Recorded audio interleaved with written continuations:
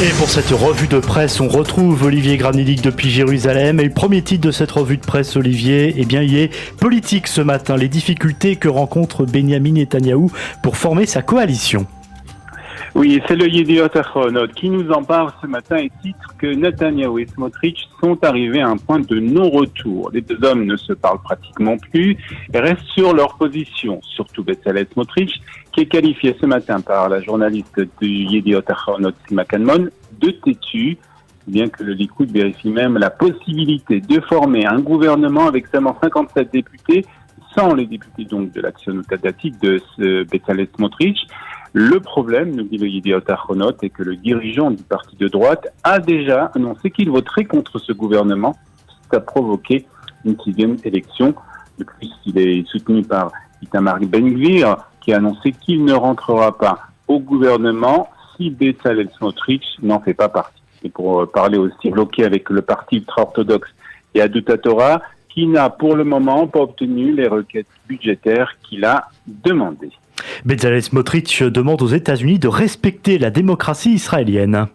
Oui, tout a commencé, nous dit le Maariv, par les déclarations de l'ambassadeur américain en Israël, Tom Leeds, au Jewish Insider. Je ne vais pas spéculer sur qui sera au gouvernement et quelle sera notre réaction lorsque cela se produira, mais ce qui m'intéresse, ce sont les ministères avec lesquels nous avons une relation étroite et imbriquée, en particulier le ministère de la Défense et la déclaration de l'ambassadeur. Plus clairement, l'ambassadeur américain avait mis en garde Benyamin Netanyahou contre la nomination de Bezalel Smotrich au poste de ministre de la Défense.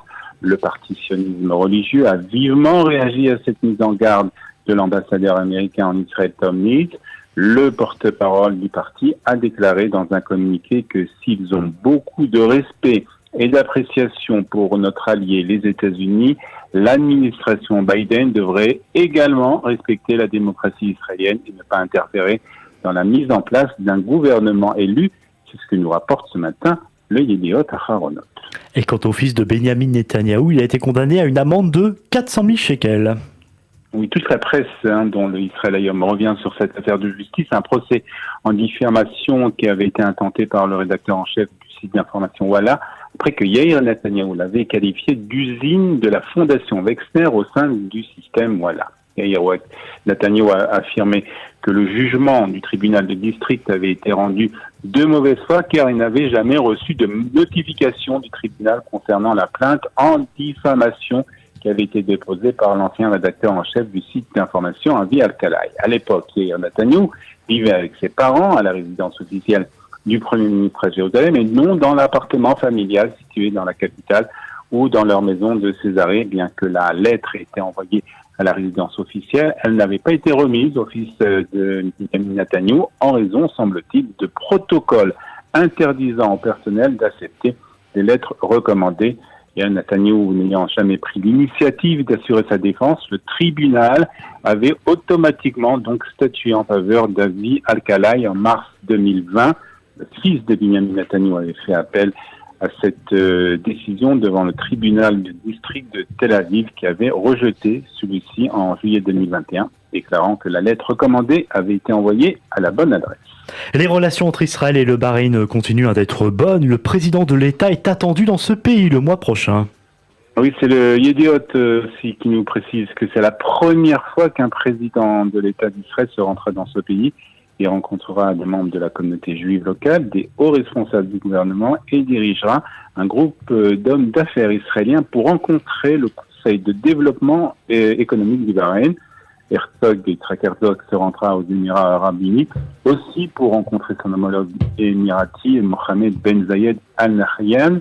Il s'agira de la 4e rencontre entre les deux hommes. Le président israélien assistera également au débat spatial d'Abu Dhabi. Selon son bureau, les dirigeants discuteront du renforcement des relations entre Israël et les Émirats arabes unis, de l'importance de la paix et de l'expansion de la coopération bilatérale. Et puis pour terminer, toute la presse félicite la marine israélienne pour l'essai réussi du dôme de fer naval.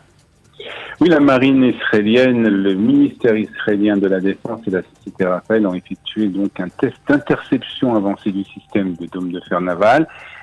C'est une configuration avancée du système de défense aérien d'homme de fer qu'on connaît bien et qui est exploité à partir du missile naval OSE et de la corvette de chasse Sahar 6 Magael.